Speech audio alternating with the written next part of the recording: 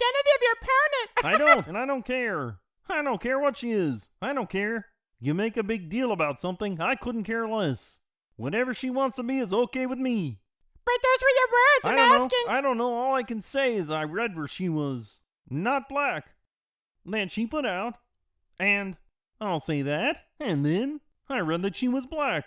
And that's okay. Either one was okay with me. That's up to her. That's up to her. A tragedy that we have, someone who wants to be president who has consistently, over the course of his career, attempted to use race to divide the American people. And we don't want this kind of approach that is just constantly trying to divide us, and especially by race. If she ever got elected, she'd change it. And it will be the end of our country. She's a Marxist. Everybody knows she's a Marxist. Her father's a Marxist professor in economics. And he taught her well. In Minnesota, she went out... Wait a minute, I'm talking now. If you don't mind, please.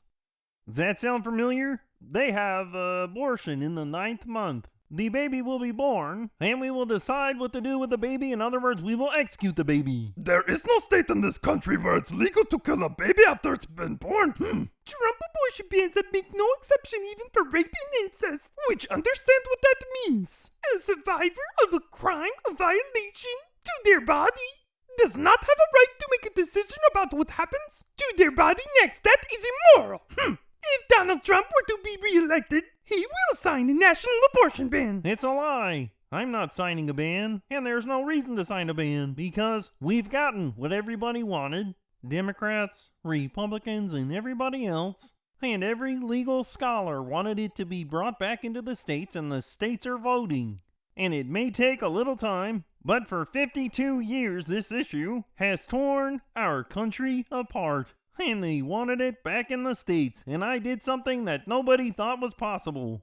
The states are now voting. What she says is an absolute lie. In Springfield, they're eating the dogs. The people that came in, they're eating the cats. They're eating the pets of the people that live there. And this is what's happening in our country, and it's a shame. ABC News did reach out to the city manager there, and he told us there have been no credible reports of specific claims of pets being harmed, injured, or abused by individuals within the immigrant community. Crime in this country's through the roof, and we have a new form of crime. It's called migrant crime, and it's happening at levels nobody thought possible. President Trump, as you know, the FBI says overall violent crime is actually coming down in this country. I think this is so rich. Coming from someone who has been prosecuted for national security crimes, economic crimes, election interference, has been found liable for sexual assault, and his next big